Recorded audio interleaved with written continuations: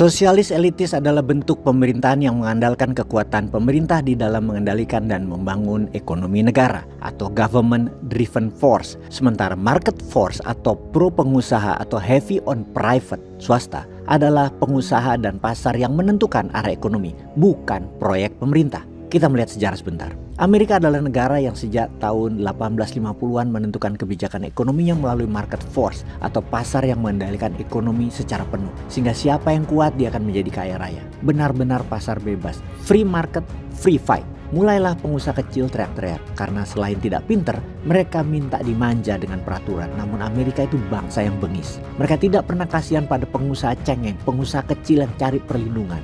Mereka tidak pernah buat perlindungan ke UKM, dibebasin aja. Pokoknya semuanya dimudahkan aja, bebas. Jadi yang pinter yang sukses. Akhirnya Amerika terdidik menjadi pengusaha pejuang. Ratusan tahun sudah. Hingga saat ini Amerika masih memegang American Dream yang dikendalikan oleh pasar dan swasta besar. Kita ke Tiongkok. Zaman Mao Zedong, dia adalah sosialis elitis di mana semuanya proyek di zamannya dari top down alias dari atas dari pemerintah. Terbukti tidak ada yang jalan bahkan membuat rakyat Tiongkok menderita.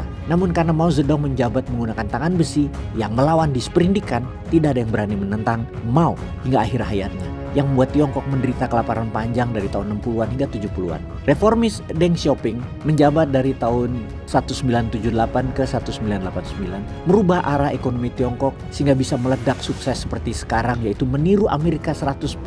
Plek ditiru. Kapitalis elitis dan kapitalis akar rumput. Para UKM dibebaskan. Mau meniru produk orang, menjiplak produk barat, didiamkan oleh negara. Ada beberapa ciri utama di dalam bangun ekonomi dengan cepat, yaitu mengurangi proyek pemerintah. Permudah uang beredar dengan bunga rendah atau dalam teori MMT, paket ekonomi itu bernama TINA. There is no alternative. Tidak ada alternatif lain kecuali duit itu harus diaktifkan. Di mana bunga deposito sangat rendah, bahkan lebih rendah di bawah inflasi. Misalnya inflasi 3%, bunga depositonya adalah 0,5%. Bahkan 0%, hingga orang yang meletakkan uang di bank tidak akan mendapatkan benefit atau manfaat apapun. Bahkan pemerintah harus berani memberikan negatif interest, bukan hanya 0% tapi harus bayar 1% ke bank. Sehingga uang 6.000 triliun rupiah milik pribadi atau swasta akan keluar dari bank dan berputar dengan cepat di luar, di sektor ekonomi, di sektor real. Negara juga pastikan membiayai UKM dengan printing money berbasis tambang rakyat. Selain memperbanyak uang beredar, maka pemerintah mempermudah perizinan. Tidak ada lagi yang namanya izin edar pupuk buat petani yang membuat sendiri pupuknya. Izin INA itu yang aneh-aneh buang semua. Hanya hal yang masuk ke badan seperti obat, jamu, makanan, serta kulit seperti untuk kecantikan itu perlu ada izin karena menyangkut nyawa. Perlu izin ketat. Namun cepat.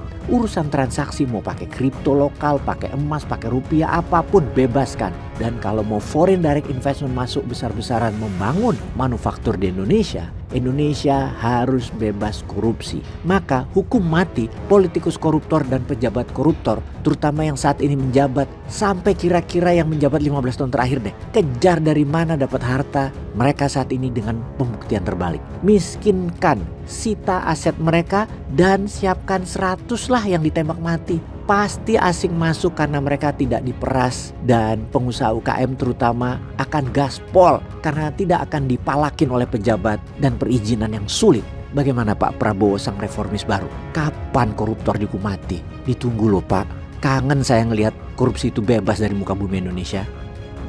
Peace.